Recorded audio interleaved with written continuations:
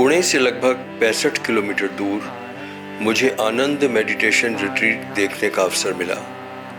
पहाड़ी रास्तों से गुजरते हुए, मनोरम और आनंददायक नदियों को देखते हुए, पथरीली राहों पर ड्राइव करते हुए हम मेडिटेशन रिट्रीट पहुंच गए। चारों तरफ हरियाली, फलों से लदे हुए पेड़ परिसर को और सुंदर बना रहे थे। अपने अंदर जाने और अपने को पहचानने के लिए यह एक बहुत अच्छी जगह है। हम अपने बारे में जिन बातों को जानते हैं, उनसे हमारे शरीर की पहचान होती है, जो अस्थायी और नाशवान है। हमारा एक दूसरा रूप भी है, जो अनश्वर है और स्थायी है, जो शरीर के साथ भी रहता है और शरीर के बाद भी रहता है। हमें अपने उस रूप को भी जानना पहचानना चाहिए।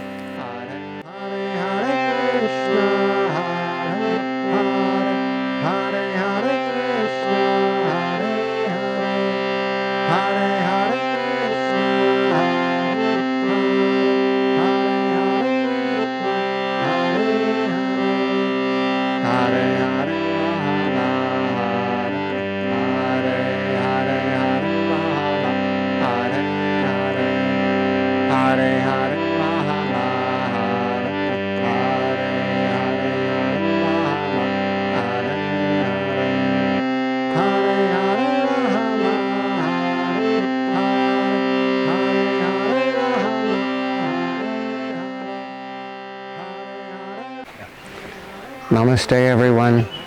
My name is Acharya Dharana and I'm with you here at Ananda Kriya Yoga Ashram and at a meditation retreat center. We call it Ananda Meditation Retreat out here outside Pune. And my particular journey started in 1990. I found these teachings of Yogananda after a career in Silicon Valley, and I fulfilled a lifelong dream and had a very successful career in Silicon Valley. But when I achieved that dream, I realized that there was something empty inside that I had been yearning for. Before that, I had seen a movie that really touched me. It was a movie on the life of Mahatma Gandhi. And I recognized in Gandhiji principles that were in alignment with what I was seeking. And so when I found Yogananda and took discipleship as a disciple of Paramahansa Yogananda, I felt very at home with Yogananda's teachings. In fact, when I first tasted Indian food, it was love at first bite. And I believe that I had many incarnations in India. Even though in this incarnation I was born in America and had a childhood there, education, career. I met Swami Kriyananda also in 1990, and by 1994 I had moved to Italy. In 2004, Swami Kriyananda shifted to India to bring Yogananda's teachings to the place that they came from, the place that they originated. And I was one of many Westerners who came to India to help Swami Kriyananda with that message.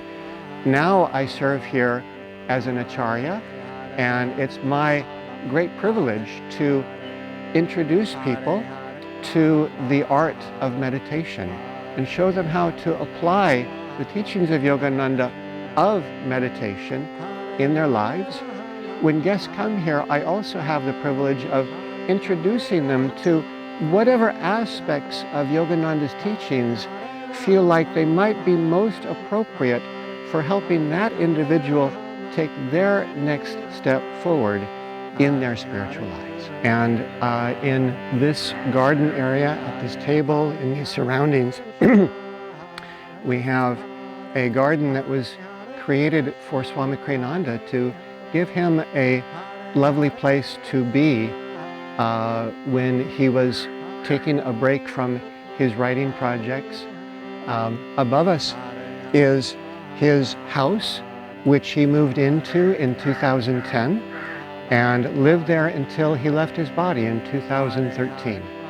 And around us are many things that were gifted to him by other disciples like myself. There's a chime up here. It's a very melodious chime when the wind hits it just right. I think was a gift to him. I don't even know who gave him that gift, but all of us were looking for ways that we could give back to this incredible soul who gave so much to us. Swamiji would write in his office is up there, and behind us is a path that he would take every day. He would walk up and down that path to get a little bit of exercise.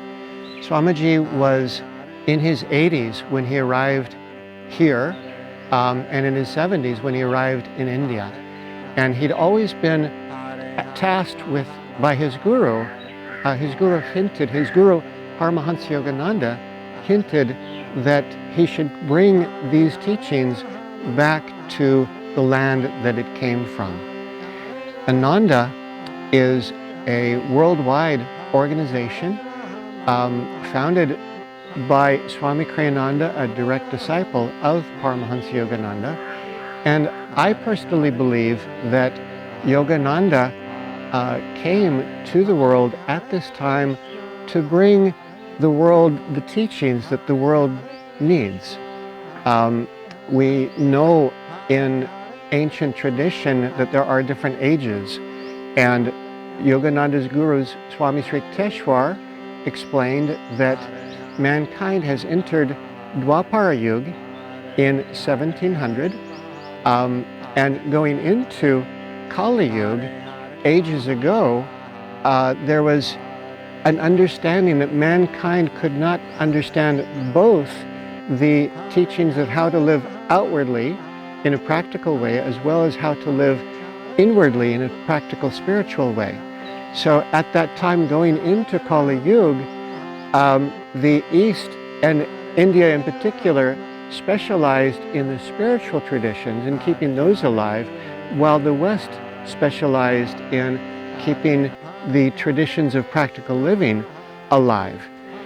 Now that we've come out of Kali Yuga and into Dwapara Yuga, which is said to be an age of energy awareness, in the West we see all these people who are seeking, worldwide we see people who are seeking to live both aspects with practical inner spirituality as well as practical outward material living.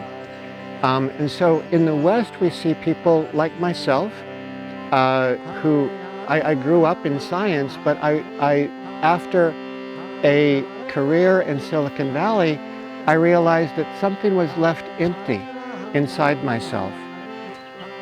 In Yogananda's teachings, we see a practical expression of how to put these two together, the practical inward as well as the practical outward. And we see in the West so many people seeking gurus, yoga, meditation, while in the East we see people seeking Western educations, Western ways of living, Western gadgetry. Both sides are, we yearn for both aspects in our lives, and Yogananda brought teachings to the world showing how to put these two aspects together and live a more balanced life with both of these aspects.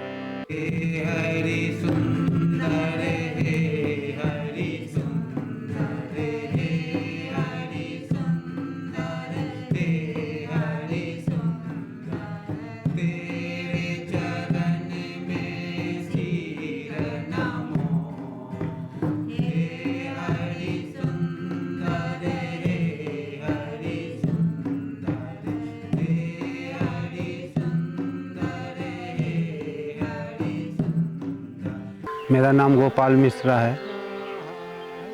हम आनंदा क्रिया योगा आश्रम में साल 2005 से स्वामी क्रियानंद जी के साथ रहने का मेरा सौभाग्य प्राप्त हुआ और स्वामी जी के साथ हम 2005 से लेकर के 2013 तक यहाँ रहे। जो भी काम होता है आश्रम का वो हम करने के प्रयास करते हैं और हर जगह हमारा कोई ये नहीं है कि हम यही काम पर पोस्टेड है। जो भी काम हमें ईश्वर के माध्यम से हमें प्रेरणा मिलता है या जो मुझे दिखता है कि ये काम मुझे मेरा ज़रूरत है और ये हमसे हो सकता है, तो उसको हम अपने श्रद्धा से और ईश्वर के कार्य को समझ करके और हम करते हैं।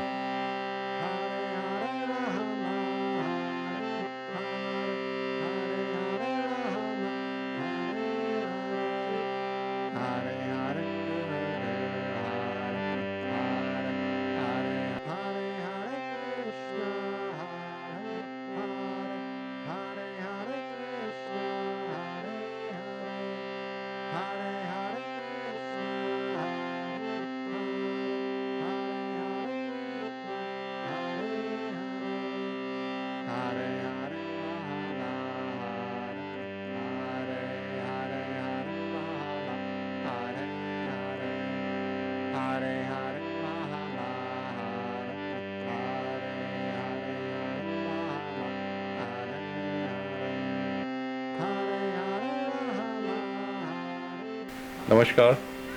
Welcome to Ananda Kriya Yoga Ashram, village Watunde. As you all know, this place was inspired and created by Swami Kriyananda, a direct disciple of Paramahansa Yogananda ji. Paramahansa Yogananda ji often said that environment is stronger than willpower. We often decide of many things we want to do today, but our environment directs us in a different or takes us in a different direction. So our environment really dictates and it decides what we are going to do. So for spiritual aspirants, this place is ideal because it creates it gives an environment which is conducive to your spiritual development. Here people can go within themselves and be in the middle of nature. And when you're in the middle of nature, a lot of things you can learn from nature. And nature itself is the best teacher. And when one decides to stay in seclusion, he decides he can spend time with himself and can really learn a lot about himself. And when one spends more and more time in seclusion, in silence, in a place like this, one can grow spiritually, and no matter what path one follows. Every path says that you have to be away from this worldly restlessness and try to go deep within ourselves. So if one feels inspired, one can come here, spend time in this spiritual environment. It is also said that wherever a saint steps his foot, that's where that whole land becomes sacred. And this place is a place where people come and meditate. Swami Kriyananda has lived here for 4 years. He has done many of his wonderful masterpieces. He's written over here, done many of his TV shows over here. And so this is a very sacred place where it's relatively easy to find peace. So I invite you on behalf of Ananda Sangha to come here and be with yourself. Okay, we would like to invite everyone to come here and experience the peace. There is such a lovely greenery and nature around. In our Guru's autobiography of a yogi, which he has dedicated to the great saint Luther Burbank, he convinced a rose thorn bush to grow without thorns because he showered it with so much love. He convinced it that you don't need thorns to protect yourself. So this place is like that. So we welcome you all to please come and enjoy the seclusion. Namaskar.